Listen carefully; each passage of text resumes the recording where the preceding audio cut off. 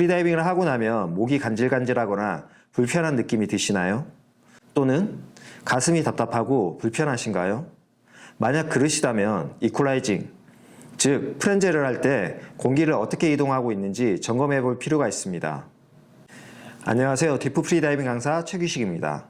지난번에 말씀드렸듯이 프렌젤은 폐에서 소량의 공기를 밀어 올린 뒤 혀의 움직임으로 이퀄라이징 하는 방식입니다. 이렇게 폐에서 공기를 이동시키는 방식에는 크게 두 가지가 있습니다. 하나는 폐에서 공기를 밀어 올리는 복부 수축 방식이고 다른 하나는 폐에서 공기를 빨아 올리는 리버스 패킹입니다. 우리가 프렌젤을 할 때는 N차지, 마우스피를 할 때는 M차지를 하는데 이걸 복부 수축 방식이라고 합니다. 한 손으로 코끝을 살짝 잡고 반대 손으로 배 위에 대고 N 또는 M 소리를 내보세요. 그러면 배에 살짝 힘이 들어가는 게 느껴지실 겁니다. 복부 수축 방식은 이렇게 배에 힘을 줘서 공기를 위로 밀어 올리고 그 공기로 차징을 하게 됩니다. 리버스 패킹은 입을 다문 상태에서 혀를 아래로 쭉 내려보면 됩니다.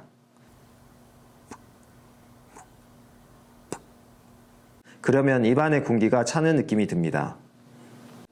이 느낌을 좀 더 잘 느끼고 싶다면 한 손으로 코끝을 살짝 잡고 턱을 내려보세요.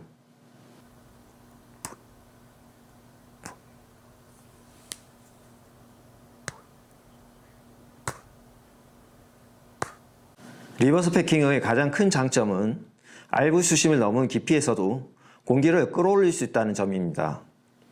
하지만 이 기술을 배우기도 어렵고 실제 깊은 수심에서 실행하는 것도 꽤 어렵다는 단점이 있습니다.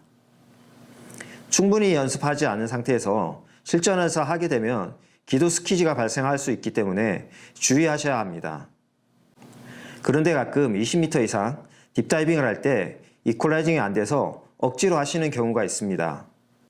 그리고 그렇게 무리해서 이퀄라이징을 한 뒤 상승하고 나면 가슴이 답답하거나 목이 불편한 느낌이 들기도 합니다.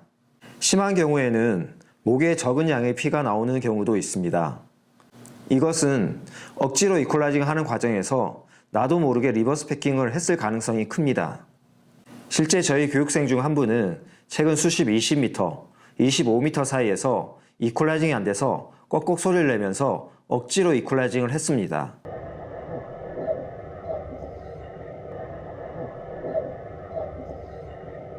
그렇게 몇 번을 더 억지로 이퀄라이징을 하면서 처음으로 수심 34m까지 내려갔습니다.